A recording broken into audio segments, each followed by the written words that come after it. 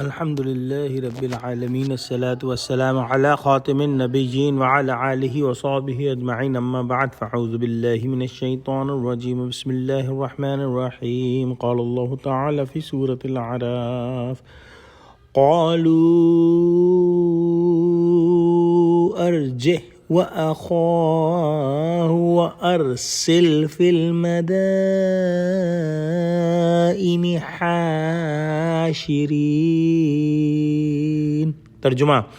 انہوں نے فرعون سے کہا کہ فی الحال موسیٰ اور اس کے بھائی کے معاملے کو معاف رکھیے اور شہروں میں نقیب روانہ کر دیجئے۔ اگلی آیت میں ارشاد فرمایا یأتوک بکل ساحر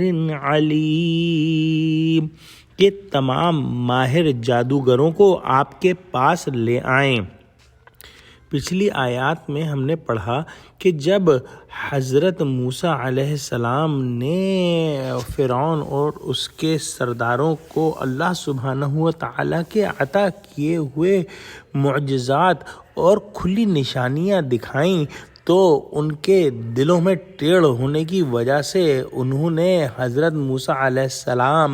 پر ایمان نہ لانے کی ٹھان لی، اور ان کے دلوں نے ان کو یہی سمجھایا کہ یہ جادو ہے، اور جب یہ جادو ہے تو ہم اس سے بڑا جادو دکھا کر موسیٰ علیہ السلام کو مغلوب کر لیں گے اور ان کو جو ہے وہ شکست دے دیں گے۔ اس پلان کے تحت انہوں نے فرعون سے کہا کہ اس وقت موسیٰ علیہ السلام اور ان کے بھائی ہارون علیہ السلام جو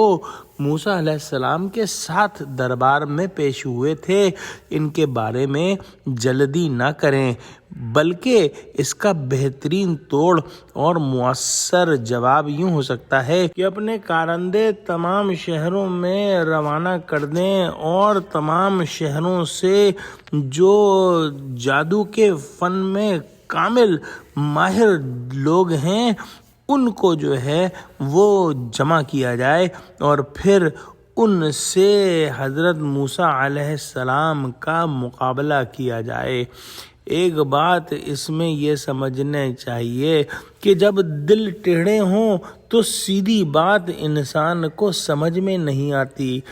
وہ جو ہے نشانی دیکھ کر بھی اپنی آنکھیں بند رکھتا ہے اور حق سن کر بھی اس کے کانوں پر کوئی اثر نہیں ہوتا، بلکہ وہ جو ہے وہ حق سے لڑنے کے لیے تیار ہو جاتا ہے۔ اور یہی فرعون اور اس کے سرداروں نے کیا کہ حضرت موسیٰ علیہ السلام کو جھٹلا دیا اور حضرت موسیٰ علیہ السلام سے مقابلہ کرنے کی ٹھان لی۔ دعا کرتے ہیں کہ اللہ سبحانہ و تعالی ہم کو قلب سلیم عطا فرما، ہم کو حق پہچاننے والی آنکھیں عطا فرما اور حق پہچاننے والے کان عطا فرما اور حق کہنے والی زبان عطا فرما یا اللہ، آمین۔ وآخر دعوانا الحمدللہ رب العالمین، والسلام علیکم ورحمۃ اللہ وبرکاتہ۔